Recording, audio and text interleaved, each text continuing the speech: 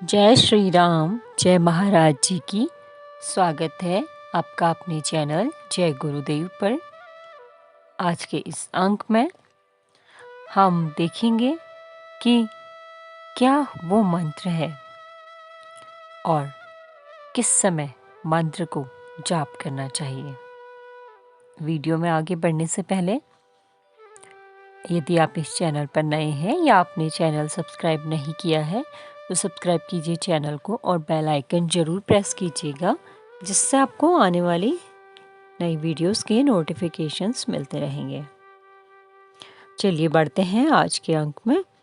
सद्गुरु के रूप में बाबा जी महाराज अत्यंत आतुर भक्त या जिज्ञासु को मंत्रदान भी देते थे जाप के लिए। और कभी कभी ये मंत्र किसी विशेष व्यक्ति को अथवा किसी अन्य के कल्याणार्थ भी उसके स्वप्न में या अर्धचेतन अवस्था में प्रकट होकर देते थे। ऐसे मंत्रदान का एक अनुभव गिरजा देवी रानी साहिबा के साथ भी हुआ। आइए सुनते हैं उनके साथ महाराज जी ने क्या लीला रची।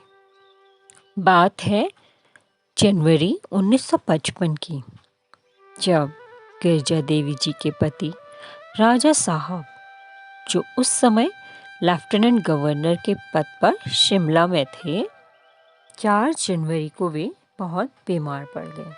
उन्हें बहुत तेज बुखार आ गया। जब डॉक्टरी इलाज भी बेअसर हो गया और उस समय शिमला में बर्फ गिर रही थी, बहुत ज़्यादा ठंडा था और उधर उन्हें अपने कुछ कार्य हेतु दिल्ली भी जाना था।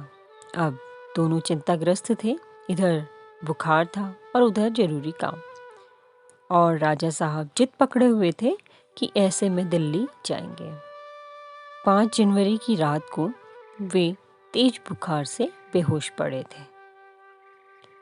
दोनों के कक्ष के बीच में एक टेबल था। टेबल पर लैंप, एक राइटिंग पैड और एक पेन रखा था और बाहर निकलने के लिए एक बड़ा सा दरवाज़ा था, जिसके आधे भाग में एक शीशा लगा था। दरवाज़ा अंदर से बंद था।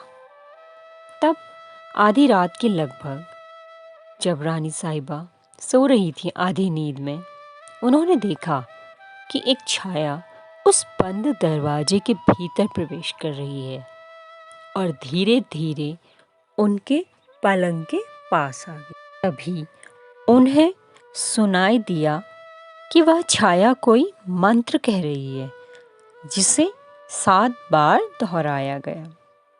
वे स्वप्न की सी अवस्था में, अर्ध चेतना में लेटे लेटे ही वे सब कुछ सुन रही थी और छाया ने स्पष्ट शब्दों में उनसे कहा, भूलना मत, एक माला सुबह, एक माला शाम को अवश्य जपना, तेरा पति ठीक हो जाएगा।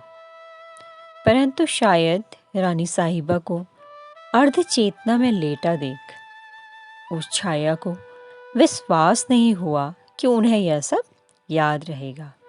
तब उस छाया ने रानी साहिबा को उठाकर बैठा दिया और 2 मंत्र कहे और पास के टेबल से कलम और कॉपी देते हुए कहा कि यह मंत्र लिख लो। और रानी साहिबा लाचार होकर कलम और पैड उठाकर उस छाया के कहे अनुसार, आज्ञा अनुसार मंत्र लिख लिए और दोबारा से रजाई ओढ़कर लेट गई और छाया को देखती रही। छाया धीरे धीरे बंद दरवाजे तक पहुंची, मुड़कर मुस्कुराते हुए उनकी तरफ और दरवाजे के पार जाकर अंतर ध्यान हो गई। उन्होंने शीशे के पार से छनती हल्की रोशनी में स्पष्ट रूप से देखा था कि मुस्कुराती हुई छाया रूप में स्वयं बाबा जी महाराज थे, जो अक्सर भद्री तथा शिमला आकर राजा साहब को दर्शन देते थे। और राना साहिबा तुरंत ही घोर निद्रा में डूब गई, बिना किसी मानसिक हलचल के। और जब सुबह उठी तो उन्होंने देखा कि उनकी कॉपी में 2 मंत्र लिखे हैं। फिर धीरे धीरे उन्हें बीती रात की सारी घटना याद आ गई, परंतु अर्ध चेतना में लिखे हुए इन मंत्रों की शुद्धता पर उन्हें कुछ शंका सी हुई। इसलिए बाद में जब वे माँ आनंदमयी के दर्शन के लिए गईं तो उन्होंने उनसे इन मंत्रों की शुद्धता के विषय में पूछा और माँ आनंदमयी ने इनकी शुद्धता को पुष्टि कर दी और बाद में रानी साहिबा ने मंत्र ग्रहण किए।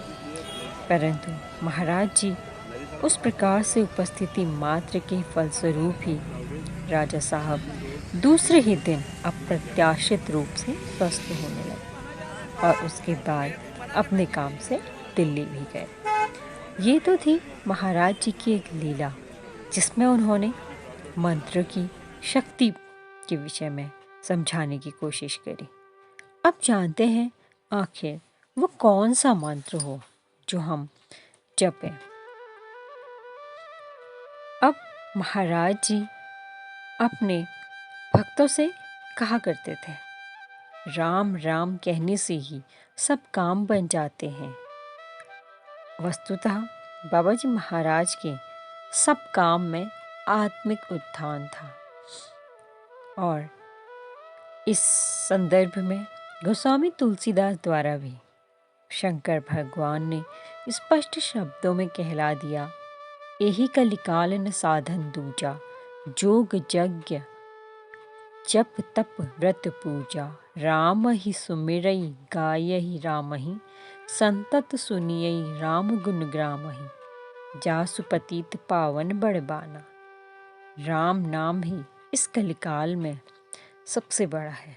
राम नाम का जाप के अलावा कोई दूसरा साधन नहीं और अपने ही मूल स्वरूप में अजर अमर अवतारी विभूति श्री राम के श्रेष्ठतम भक्त, जाहि न चाही कहूँ कछु वाले हनुमान जी तो निष्प्रश्यता के कारण बिना किसी रूढ़िवादिता अनुष्ठान के ही प्रसन्न हो जाते हैं और अपने हृदय में विराजमान सीताराम के दर्शन भी करा देते हैं।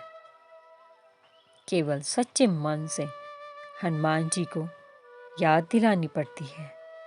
राम नाम की समाधि से जगाकर, अर्थात उनके भक्त हनुमान जी भी हर वक्त राम नाम की समाधि में ही डूबे होते हैं, राम नाम का ही जप कर रहे होते हैं।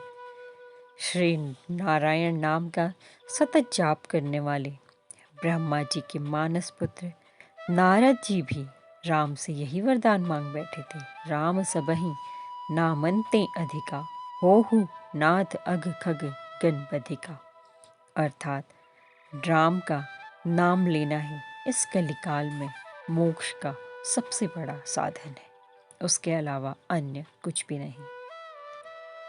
और वह कौन सा समय हो जब हमें मंत्र का जाप करना चाहिए, इसको मैं छोटी सी पंक्ति में ही बता दूं, स्वयं महाराज जी के शब्दों में ही, जो उन्होंने श्री माँ से कहा था, समय न मिले सावकाश न हो तो भी चलते फिरते ही मंत्र जपते रहना चाहिए। इस पंक्ति से ही स्पष्ट हो जाता है कि मंत्र जाप करने का कोई निश्चित समय नहीं, कोई निश्चित पर्व नहीं, लगन नहीं, कोई बेला नहीं। कहने का मतलब है जब भी आपको समय मिले तब भी मंत्र जपते रहिए और वह मंत्र क्या हो, राम नाम का जाप, सिर्फ और सिर्फ राम नाम। आशा करती हूँ आज का अंक आपको अच्छा लगा होगा। मिलते हैं अगले अंक में। लाइक और सब्सक्राइब कीजिएगा। जय श्री राम, जय महाराज जी की।